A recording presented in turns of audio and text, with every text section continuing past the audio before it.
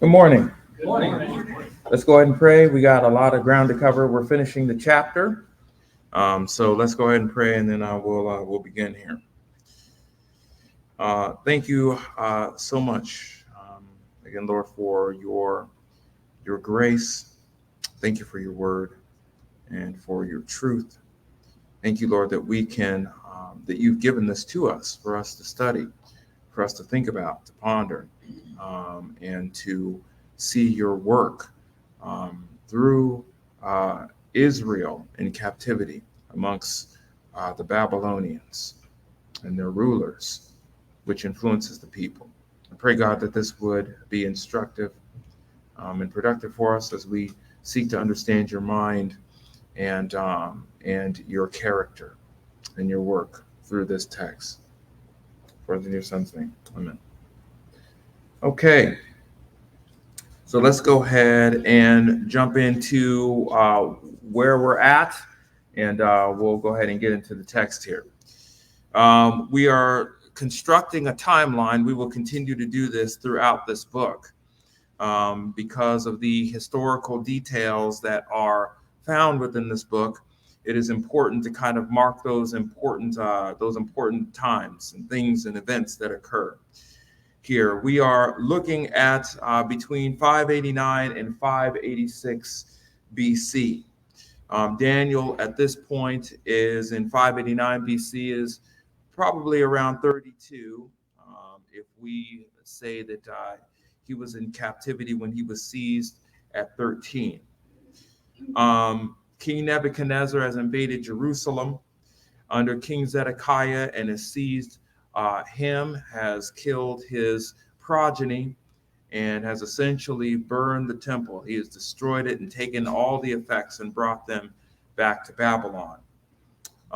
We fast forward to 586 BC, and Daniel is now 35 years of age, possibly. Okay. And it is estimated that after these events occur, um, uh, this time period is when chapter 3 possibly was detailed by Daniel, this particular event.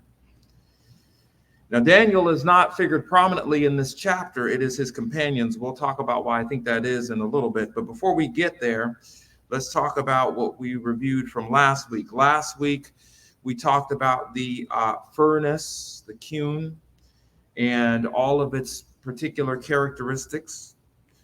We talked about the flames from the furnace at this point impacted the mighty soldiers that phrase that Nebuchadnezzar stated to heat up the furnace 7 times, right, to its max, right? So much so that it killed the soldiers that were carrying Shadrach, Meshach, and Abednego, who were bound top to bottom, their clothes and all, in the furnace.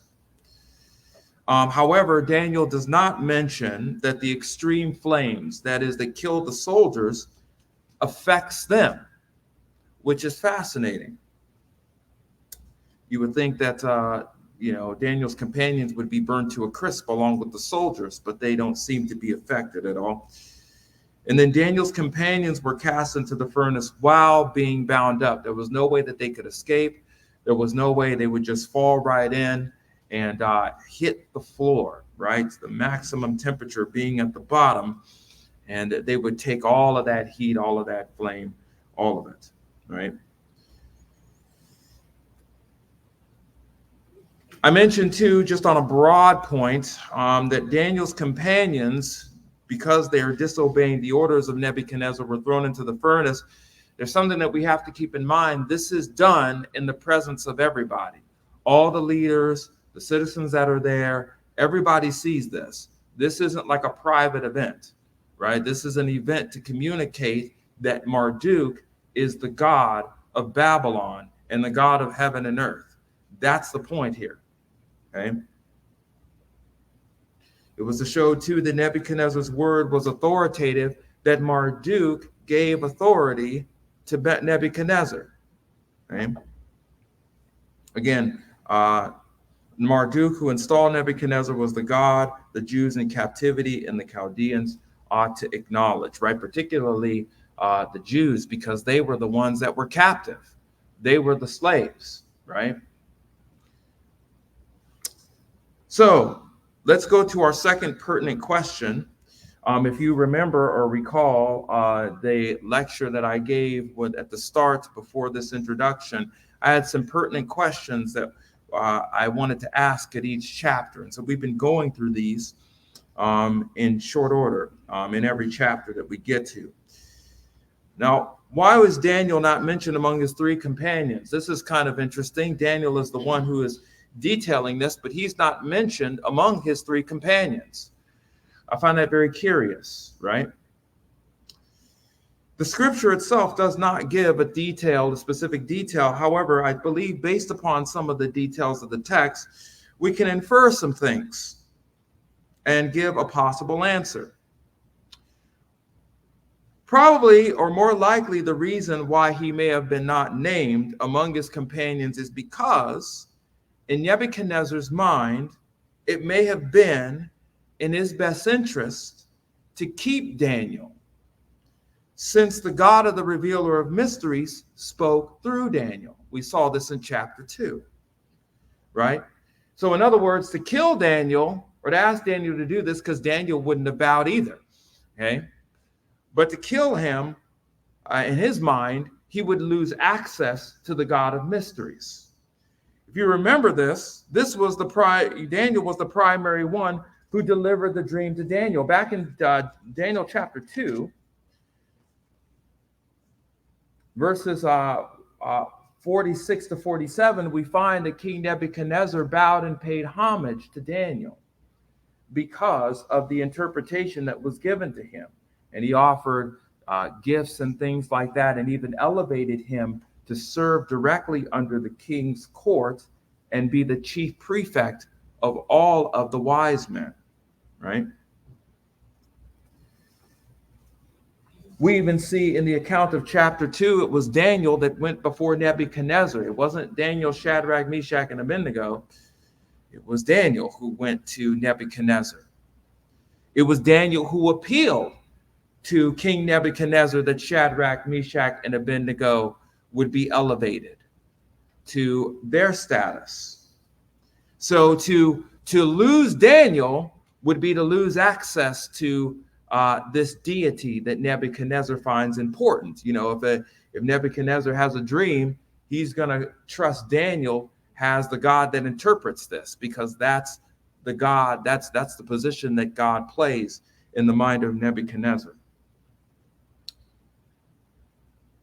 But Shadrach, Meshach, and Abednego, they're expendable, right? And they could be used as an example to not only Daniel, but to all of those Jews who are attending here. Verse 24. Let's go ahead and read it here. Chapter 3, verse 24. Then Nebuchadnezzar, the king, was astounded and stood up in haste. He said to his high officials, "Was it not 3 men we cast into the midst of the fire?" They replied to the king, "Well, certainly, O king." Let's take a look at this word here, astounded. This word is tava. This Aramaic word occurs one time in the scriptures, and it only occurs here in the book of Daniel. So this is one of those unique words here that is found one time in this text. The word corresponds with the Hebrew word tamah, which means to marvel or to wonder. You could say that Nebuchadnezzar was beside himself, right, at what he was seeing, right? He expected Shadrach, Meshach, and Abednego to be burned, crispy critter style, right? Ashes, nothing more. We could throw them in the sky, forget about them. But instead, he sees in the midst of this flame coming out of this kiln, more than 3. There shouldn't be anybody there. And yet we find that there's 3 people, or more than 3, really. Again, something causes Nebuchadnezzar to switch from anger to amazement and rise up quickly from where he was sitting. It says he stood up in haste. He said to his high officials, according to this text, "Was it not 3 men we cast into the midst of the fire?" They replied, "Certainly." Of course. Nebuchadnezzar, due to his shock and awe of what he saw, inquires of his high officials, those who are in attendance, the counselors, the treasurers, the judges, the magistrates, and all the rulers. That's the high officials, all of the leadership that was present there. They all saw this too. If there were not 3 men that they threw that were bound in extreme hot scorching flames, remember that was a big deal in the text, they're bound. They can't move, right? And of course they reply, well, of course, right? They're probably just as shocked as he is. Nebuchadnezzar says, "Look, I see 4 men loosed and walking about in the midst." Can you picture this?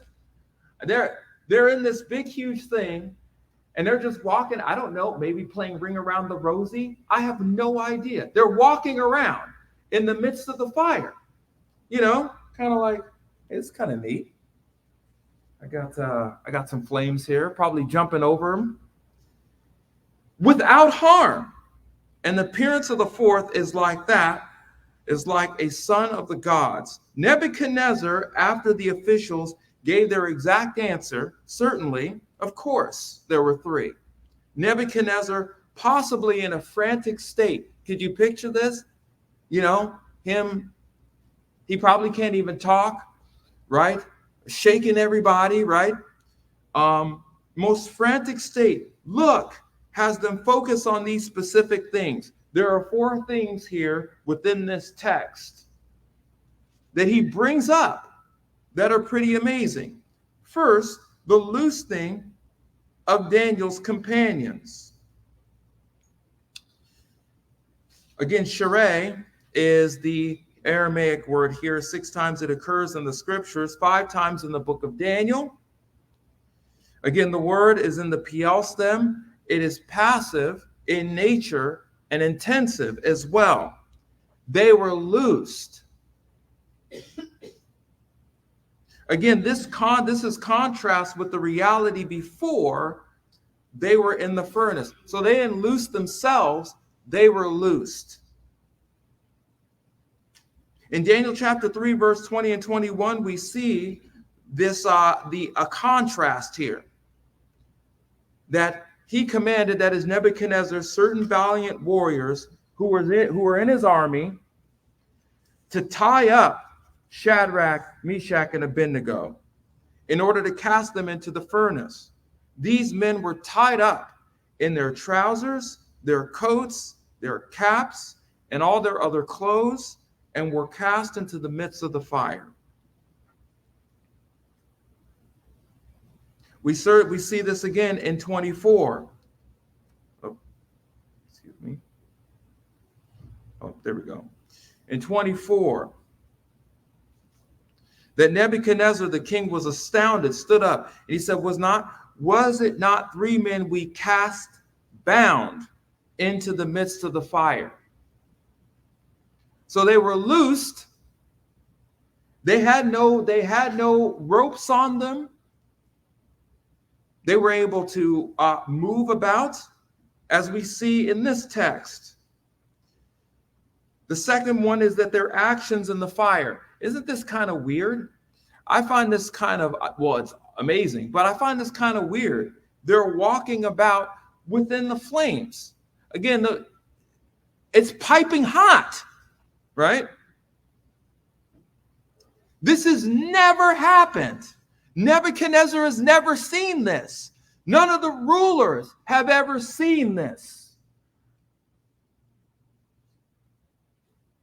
I mean, could you imagine hundreds of people looking at this? I mean, the pandalarium that's going on here, them seeing all this.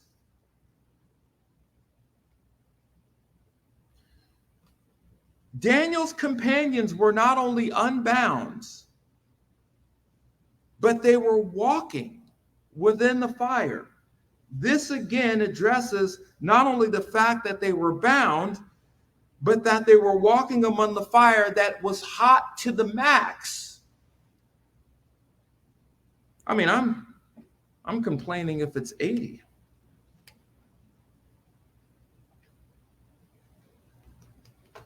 No air conditioning. In Daniel chapter 3, again, verses 19 to 20, we see this characteristic of the flames.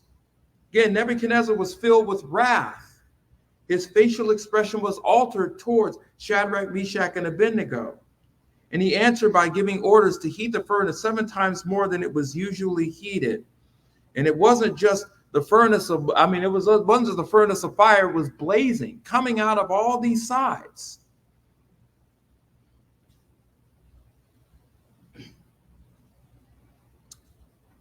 Continuing in verse 25 of chapter 3, it says, another characteristic is the effect of the fire on Daniel's companions. It says that they were walking about in the midst of the fire without harm. No burns, no blood, no ashes, no nothing. It's just like they were just standing there plainly without all of this stuff. The word for harm is the Aramaic word kaval. It occurs 3 times in the scriptures and occurs twice in Daniel, once in Esther. This particular Aramaic word has within it the quality to physically injure, destroy, or harm a person or a thing. Okay? Daniel's companions were not only unbound, but were walking about throughout the furnace in extreme heat, and they were unscathed. They didn't even lose a hair on their head or their skin.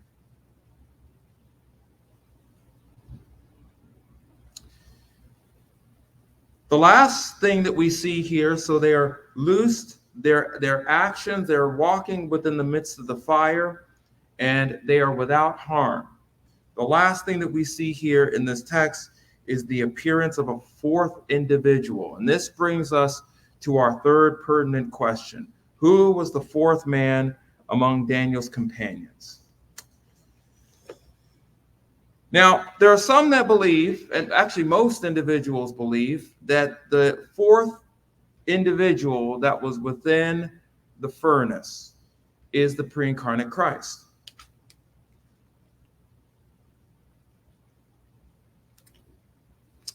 I don't know if that's true or not. We'll talk about that. The word appearance is the word rav or rave. This Aramaic word occurs twice in the scriptures, and it only occurs here in the book of Daniel. Okay. It is translated form or appearance, right? So the form of this individual is like that, of them, arms, legs, all that stuff. Okay. So, yeah, we'll just stick it there. The word like is the Aramaic word demon.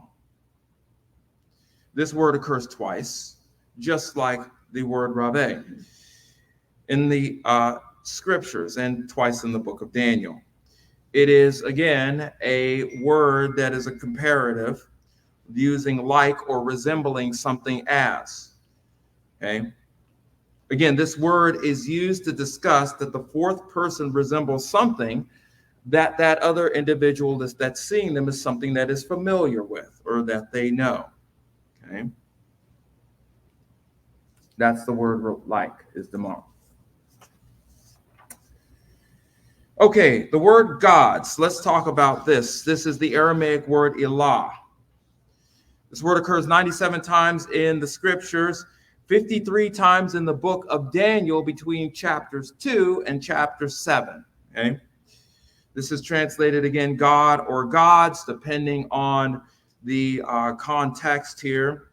And it corresponds with the Hebrew word aloha, not aloha. Okay. Like the greeting. I know some of you guys were thinking that. Okay. So we have this phrase in Aramaic, son of the gods, Ilabar is the Aramaic phrase. Okay. This is where we have to kind of stop and take a look here, because again, this phrase is the only time that it shows up here in the text, Ilabar. Again, we talked about the culture. The culture is very important, right? We're not looking at Israel's culture. We're looking at Babylonian culture, right? And how they talk. We saw this example in chapter 2 with the phrase the seed of men, right? That's a Babylonian phrase. That's a Babylonian idiom. Okay? This phrase is the same thing. Okay? The phrase the son of the gods is more likely a cultural idiom during the time in Babylon that is referred to divine beings that served the king of the gods. Marduk in Babylon is the highest king, which is represented by a numeric figure. He was called the 50. Okay. And that was the highest you can go. Gods back then in cultural times had power rankings. Okay. Marduk was 50. And there were gods below him. This included El, Asherah, that is El's queen, Baal, we know who Baal is because he's mentioned too, Anath, Astarte, Yam, and Mot, all of these false deities. Okay? This also included Marduk as well.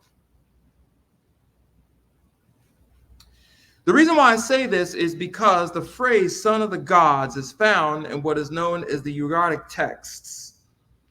Ugarit is a coastal region found in Syria. Okay? These texts are cuneiform script. Now remember how we had talked in the past that the Babylonians, they spoke Aramaic, but they wrote in cuneiform, right? The phrase Ben Elim, son of the god, and Fear Ben Elim, assembly of the son of the gods, is used in that particular script. Okay.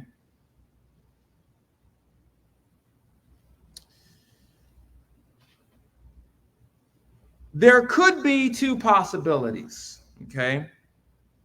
I lean more towards one possibility, and I would not argue if you believe in the other possibility. I'm not going to argue with that. Okay? So there could be two possibilities. It could be a divine messenger sent to assist Daniel's companions to physically deliver them, or it could be the pre-incarnate Christ. I'm convinced that it's more likely a divine angelic being rather than the pre-incarnate Christ. But Dr. Smith, the pre-incarnate Christ is so good, though. I'm not here to burst your bubble. I'm just saying. You can believe that. It's fine. Let me tell you why I'm convinced that it's just an angelic being. For one, all the interactions that involve theophanies or Christophanies, in case you want to call them, in the historical record of the scriptures, all of them, he intervened and talked and discussed with men. There was dialogue between God and the people who he was talking to. There's in all of the accounts of God appearing before men, there's always a discussion that's recorded between them. There is no discussion recorded here. Additionally, the Hebrew phrase that is associated with the Hebrew word, the angel of the Lord, that's usually used too. Not in every case. But of course, when a theophany happens and they show up, this is usually the phrase that happens. or that occurs within the text. I'm convinced that there is no historical record of Shadrach, Meshach, and Abednego talking and discussing with this particular individual. They're just all walking within the midst of the flame. That's all they're doing. Okay? Another thing to note too is that there are other divine messengers recorded within the book of Daniel, right? Some of them we get their names. For instance, like Gabriel, where Gabriel appears a couple of times in the text, right? And has an interaction with Daniel, okay? We also have the messengers at the end of the book, right? Chapters 9, 10, 11, and 12. They're talking with him and explaining to him the events that are going to occur in the future. God sends them, right? Again, in the book of Daniel, people interacted with God, again, by means of his divine messengers. Again, we see this in Daniel 6, Daniel 9, Daniel 10, respectively. Okay?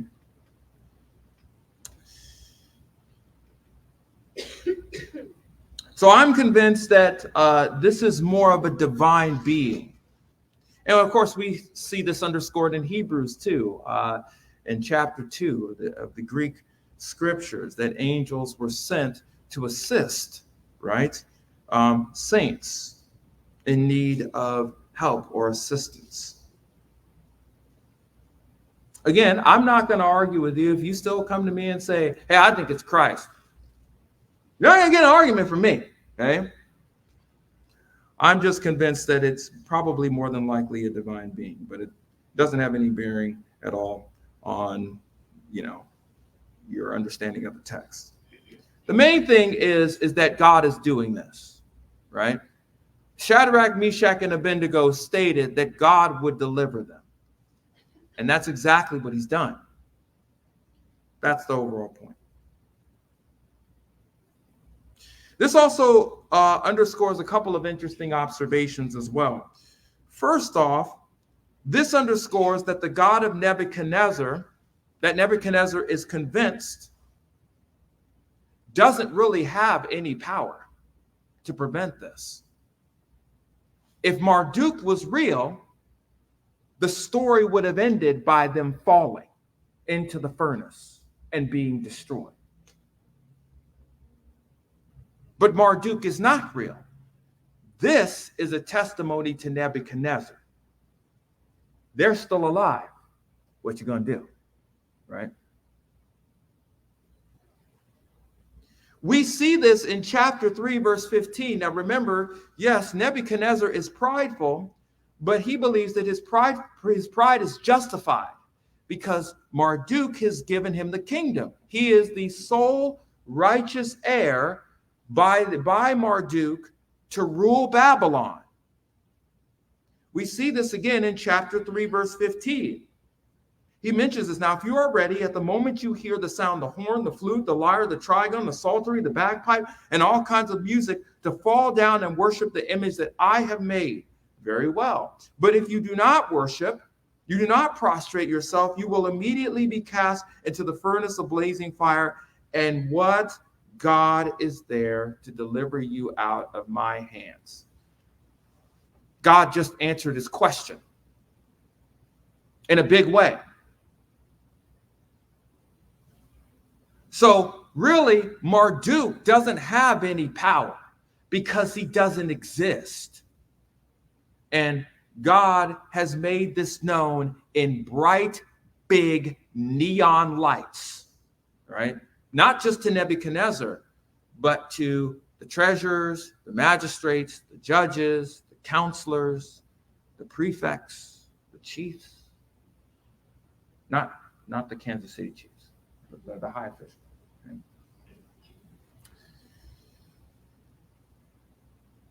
This also affirms the God of Daniel's companions as well as Daniel is real.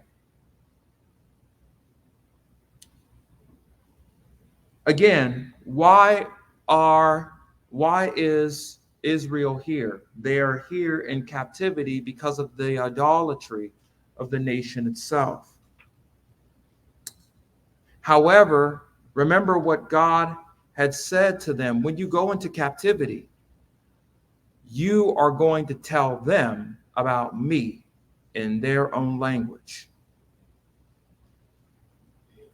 And this is exactly, again, what happens in chapter 3. By the language of Aramaic, Shadrach, Meshach, and Abednego testify to God in front of Nebuchadnezzar. If it be so, verses 17 and 18, our God, whom we serve, is able to deliver us from the furnace of blazing fire, and he will deliver us out of your hand, O king. The certainty of that statement. They had no idea how it was going to happen, but they knew that it was. But again, they mentioned, but even if he does not, even if he doesn't do this, just to let you know, we're not going to bow to your God because your God doesn't exist. It's a phantasm. Why would we do that? It makes no sense.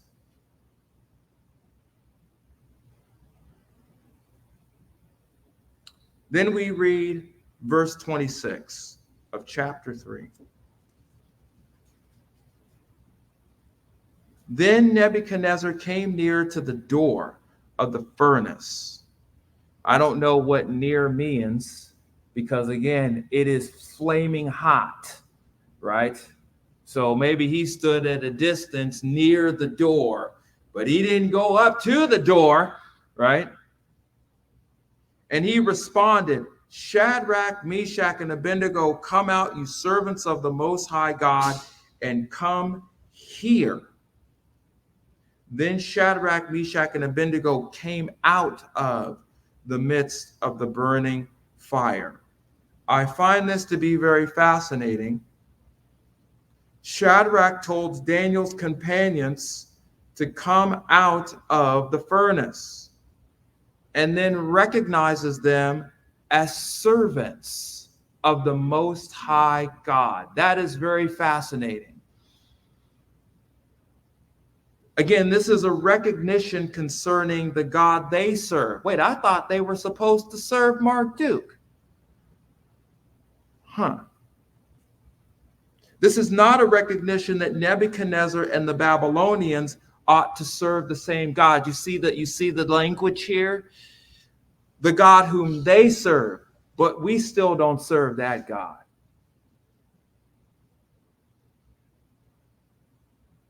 Shadrach, Meshach, and Abednego came out of the midst of the fire. The three of them came out. Where's the fourth one?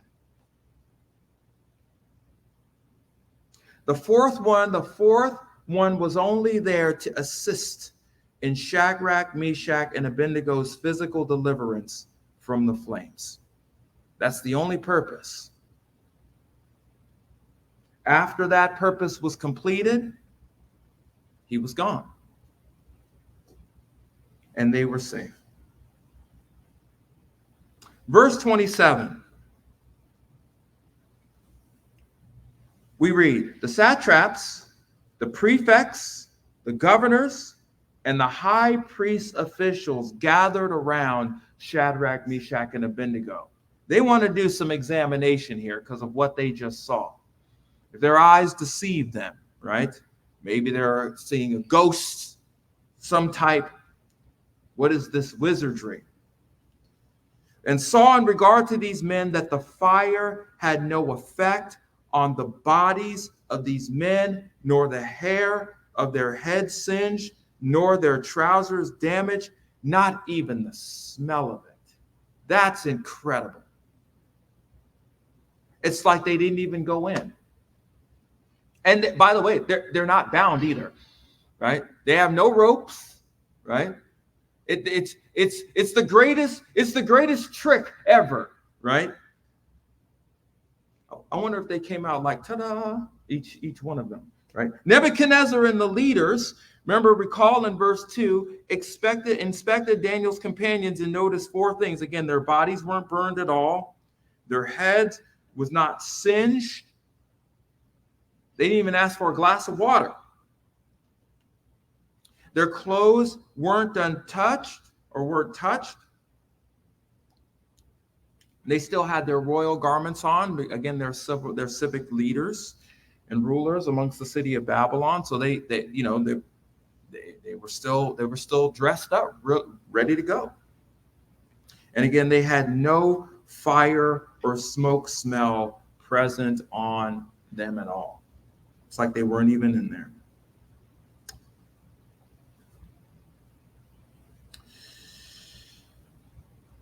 To continue here, I still don't think at this point in history Nebuchadnezzar gets this. Okay? He doesn't get this quite yet. Why would I say that? Let's look at verse 28. Nebuchadnezzar responded and said, "Blessed be the God of Shadrach, Meshach, and Abednego, who has sent his angel and delivered his servants who put their trust in him." He's talking about them. He's not talking about all of them. Violating the king's command and yielded up their bodies to not serve or worship any god except their own God. Nebuchadnezzar, don't you get it? He's not just their God. He's yours too. He doesn't get it yet. Nebuchadnezzar shows favor to all of the leaders that are present there. He responds and talks to all of them and says to the leaders that the God of Daniel's companions who altered or violated, actually the word is altered, who altered the king's command, Nebuchadnezzar's word, and gave up of themselves not to serve or bow to any god except their own God. Their own God? Nebuchadnezzar doesn't get it. He doesn't get it still. Verse 29.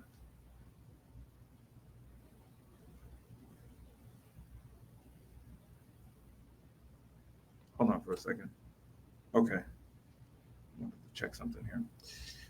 Therefore, I make a decree that any people, nation, or tongue that speaks anything offensive against the God of Shadrach, Meshach, and Abednego shall be torn limb from limb, and their houses reduced to a rubbish heap. He really likes that limb from limb stuff. He's really into that type of thing, right?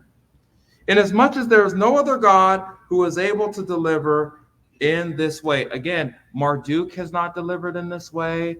Enlil, Lil Stubbs, he hasn't delivered in this way. Nebo, the scribe of Marduk, has not delivered in this way. You would think that this would be somewhat of a head scratcher.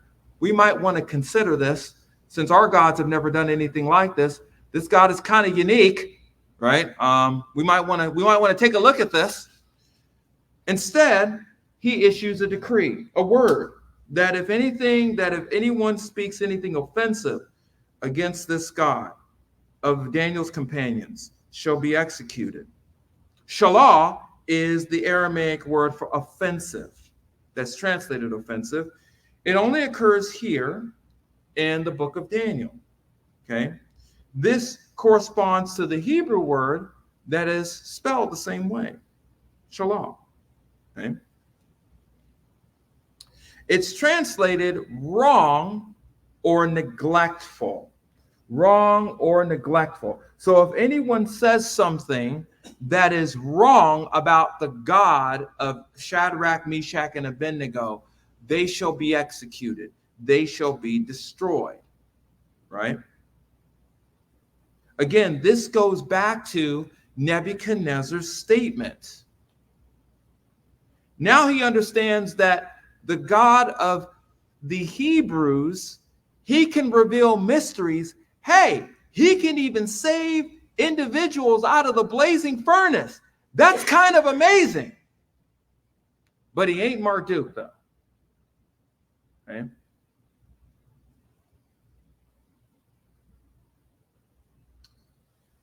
Cognitive dissonance is some awful. The decree is not to speak anything neglectful or offensive about the God of Daniel's companions. That's the word. However, this is the key here. He did not say a decree that the nation of Babylon worship the God of Daniel. That's important. That's why I think he doesn't get it just yet, right? You can't say anything wrong about him, but don't worship him, though, right? Because we got our God over here, okay? We're kicking it over here, okay? Showing once more that Nebuchadnezzar was acknowledging the God of the Hebrews of Israel, but he did not recognize God as the God of the Babylonians. Marduk is still on top in his mind.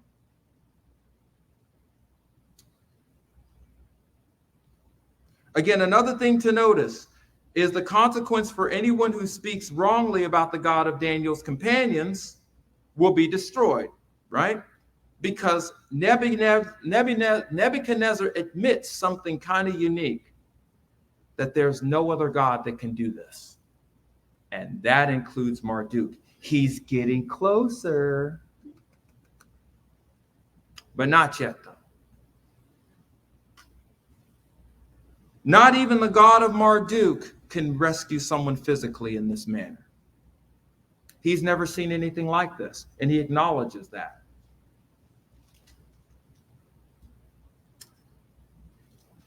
What is the optics of this event? All this took place during the time where all the leaders of Babylon were to bow to a 90-foot statue and recognize that Marduk is God. All of the leaders saw what happened to Daniel's companions and how their God delivered them not just from the hand of Nebuchadnezzar, but also from the hand of Marduk. That's a big deal. When you have all the rulers in Babylon and they go back to their provinces, what do you think they're going to talk about to their people? You won't believe what I saw, man. We threw 3 people in the flames. We should have been throwing their ashes in the air. And then there were 4 people that were in. I don't even know. They look like one of the gods to me. I don't know. Right? They came out. They didn't have any hair singed. I mean, they looked like they looked like $1 million, man. Can you believe this? This message spreads throughout Babylon and the known regions. That was the point of this. The king caused Shadrach, Meshach, and Abednego to prosper in the province of Babylon. Again, Nebuchadnezzar caused Daniel's companions, much like Daniel, to prosper. Siklach is the Aramaic phrase. This may not only refer to riches, which was probably included in this, but also a larger amount of influence within the province of Babylon. Again, additionally, all of the rulers who came left and went to their own regions and possibly shared this event with the citizens of the region. The satraps went to the satrapies, right? The governors went back to their regions and possibly talked about this with the citizens. This historical event extended far beyond the city and the region of Babylon. So let's review the pertinent questions here. We won't have a separate teaching for this because there's only 3. What is the golden image? I believe the golden image is quite possibly the false god Marduk they were supposed to bow. It was not Nebuchadnezzar. The king doesn't get worshipped in this sense. I believe it's Marduk.